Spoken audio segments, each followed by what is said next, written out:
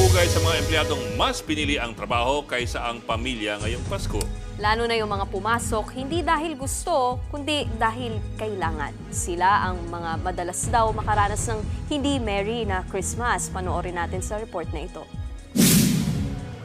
Merry Christmas! Merry nga ba ang Christmas? Kung merry nga, gaano naman ka-merry ang merry? Kung nakaka-ansya ang Pasko mo, Christmas blues ang tawag dyan. Yung masaya ang paligid pero for some reason malungkot ka? Di naman yan masamang feeling at hindi dapat i-invalidate. Karaniwang nakakaranas niyan, yung mga Pasko na, naka-duty pa. Hindi dahil gusto, kundi dahil kailangan. Gaya ng tricycle driver na si Nonoy Huberto, nakadagdag pa raw sa pagsisenti ang ulan.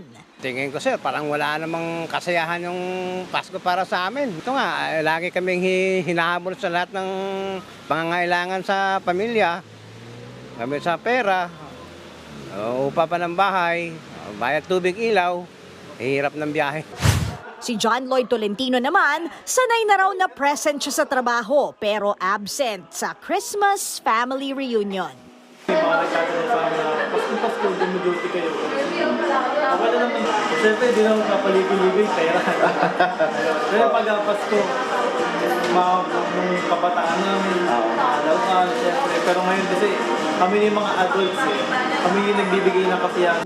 Ayon sa psychologist na si Dr. John Carandang, likas na masayahin ang mga Pinoy. Pero malaki ang kinalaman ng estado sa buhay kung bakit hindi lahat merry ang Christmas. Kadalasan daw na tinatamaan ng Christmas blues ay yung mga breadwinner na nagsasakripisyo para sa pamilya. Sabi ni Doc, mahirap man, importante ang tamang mindset. Hanap ako ng bagay na pwede magpasaya sa akin. Ano yung mga pwede? Siguro, pasalamat ako kahit papaano dahil may trabaho ako. Pasalamat ako dahil buong family ko. Ay, pasalamat ako dahil wala akong sakit, walang sakit na mahal ko sa buhay. Yun ang magiging compass mo para maging meaningful or happy ka ngayong Christmas.